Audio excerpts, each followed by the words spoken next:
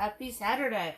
So, first cooking live in my business page. I'm very excited about this. We're doing toasted orzo skillet with shrimp.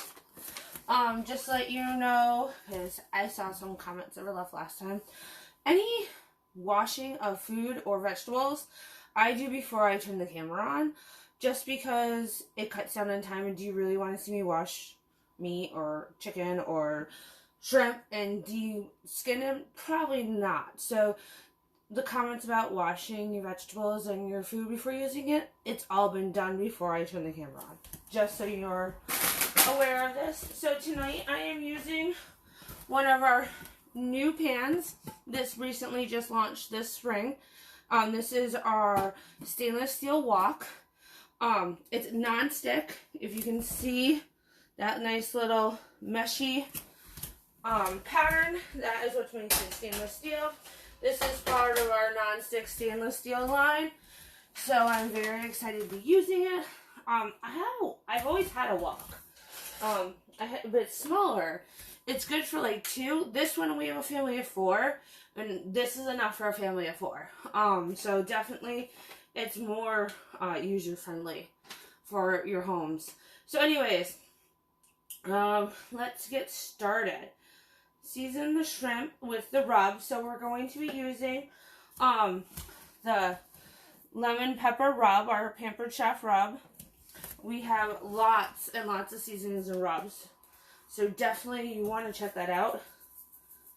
And then heat oil in the stainless steel non-stick. This is a recipe I've not tried yet. I'm notorious for doing this in my cooking group, where I use recipes I haven't done before, so there will be a lot of looking down. I do have tablespoons and teaspoons and cups, but I kind of wing it sometimes. So while the oil is heating up, we are going to use one of our wonderful knives. These are made with German steel. The steel goes all the way through. The handle is just coated for your pleasure, basically. But to make it look nice. But they also come with a warranty. This is our utility knife. This is kind of my go-to knife because it's a little bit of everything. Like, it's not huge, it's not too small. It kind of is perfect. Let's press a little thicker down. It called for a small onion, but I only have this really big one, which is left over from the other day when I made French onion soup. I love making French onion soup from scratch. It's awesome. So a little trick with onions, if you're used to my cooking group, I say this trick all the time, but this is a new live on my business page, so you might not have known it. So see this lovely little root right here? That is the last thing you want to cut, because when you cut the root, it's when the onion will secrete its juices that make you cry. So if you want to do a nice little chop job on your onion with your knife, I would suggest cutting that part off last so you're not crying. And no one really wants to see me cry live, so definitely using that trick. Other tools, there's many tools you can, the Pampered Chef has, I can't talk this week, I don't know what's wrong with my allergies, that are great for cutting onions without crying. Menu food processor or mix and chop. There's just a ton. But I like to leave our onions pretty big because I'm not a huge onion fan. Jeff is. So by leaving them super big like this, it's easier for me to take out if I don't want to eat any. Or it also will keep them, they won't go as, I'll keep them crunchy. So this is our Hansel tongs. These are in our new summer kit that is only out for this May. You get these lovely tongs, these lovely salad cutting shears, our amazing garlic press, and our quick cooker for $109. It's amazing. you want more details, comment here or private message me. I would love to tell you all about it.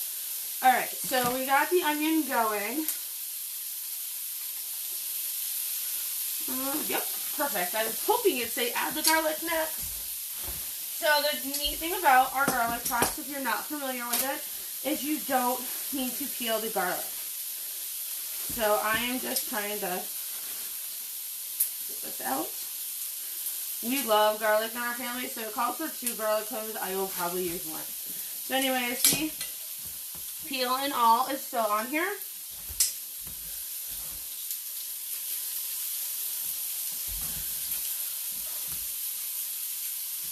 It does come with a handy little tool that helps you clear that.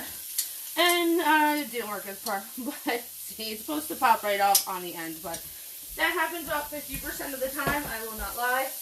If you like to make your own veggie stock, make sure to keep those peels and put them in a Ziploc bag, and you can put it in your freezer, and once the Ziploc bag is full of like the leftover onion, oh see, it did it, I wasn't lying.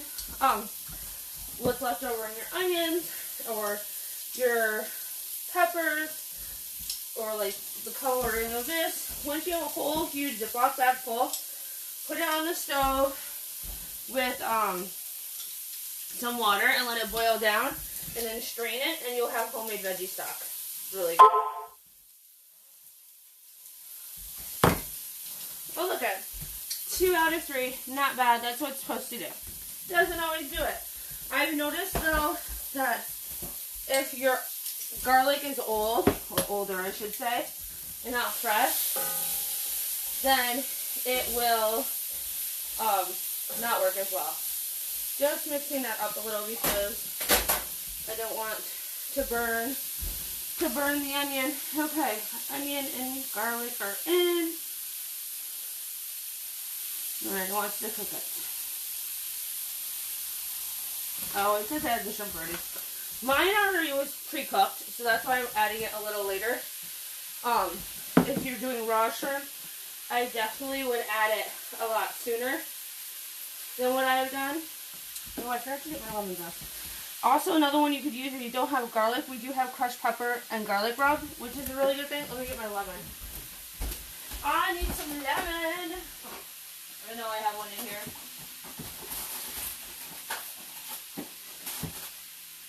Alright, where's the lemon go? Haha, I have it. So, we're going to do some fresh lemon. Is this even on the recipe? I don't think it is. No, just lemon pepper. I know it just says lemon pepper, but I want to do some fresh lemon.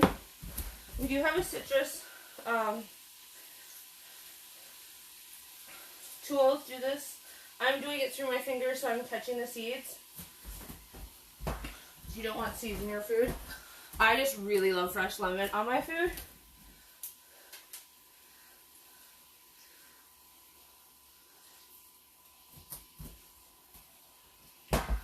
Yummy lemon. Alright, let's get this out of your way. Get the lemon off my hands. I always have towels hanging right here. They're my favorite thing to use. Just mixing in the lemon.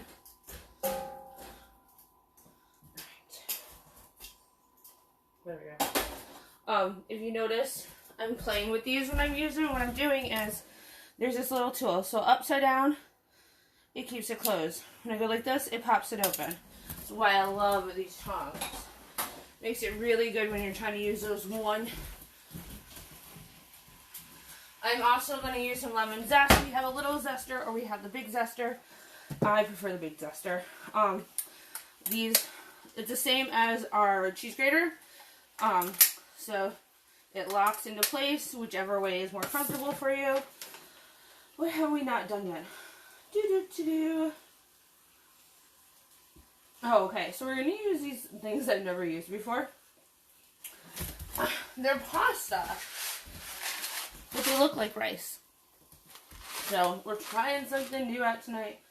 How much are these? 1 cup. Here, I'll show you. I'll prove to you that I have cups. If I can find them. This is part of the kid set. This is For liquid, I do have bottom pieces. See? I do have measuring cups. They do exist in my house. It's actually the kid set. I absolutely love the kid set. It's nice, bright, fun colors, which, who doesn't like to cook with fun colors? Why should it just be kids? Adults should be able to use them too. Oops, and I just got it over my counter. That's okay. The dog will definitely find out later if I don't. Alright, so I'm putting this in. It says to stir them in until they turn brown. So right now it's on top of the onions and the shrimp.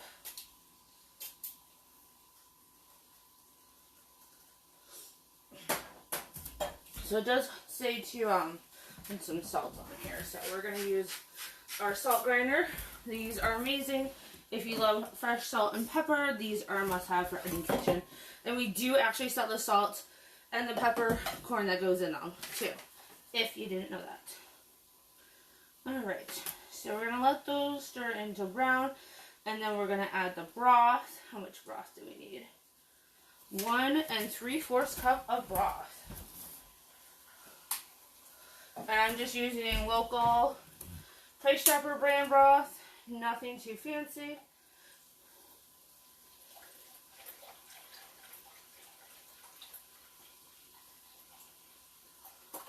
Measure that out. This would be a good time to do some zesting. So what zest is, it's the rind. It's the rind of the orange or the lemon. I love zesting because I feel this way I'm using the whole fruit, and I'm not wasting stuff. I don't like to waste. I like to use as much of it as I possibly can. Again, be careful, these knives are very, very sharp.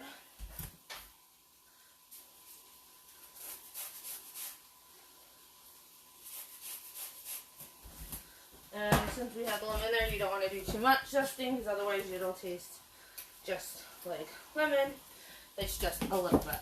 Just a little bit.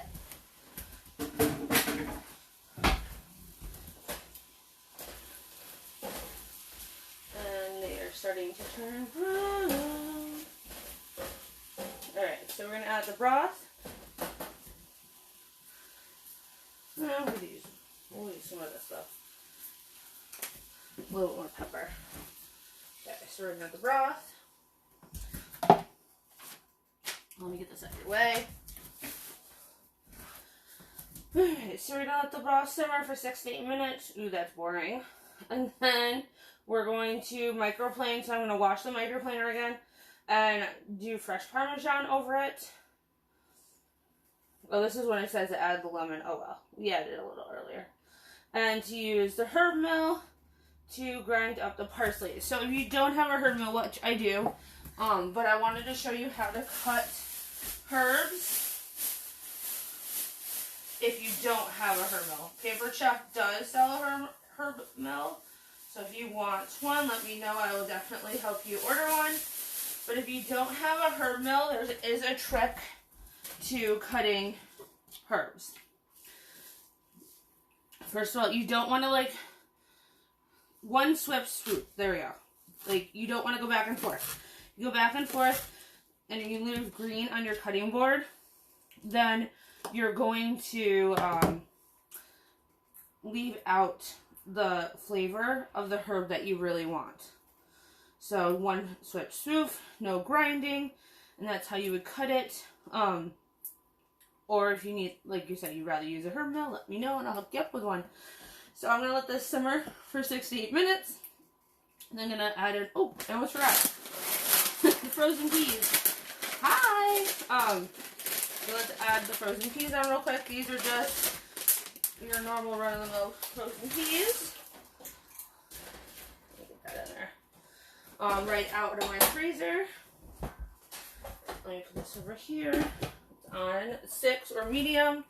And like I said, if you want to cut this parsley up a little finer, one swift swoop. Don't go back and forth. And you don't want to leave any green on your cutting board, because that means you are squeezing out those herbs that you want in your food, and so you won't taste as good. So I hope you enjoyed my first live cooking show on my business page. I will post pictures later of how my lovely meal turned out. Happy Saturday, everyone. Bye.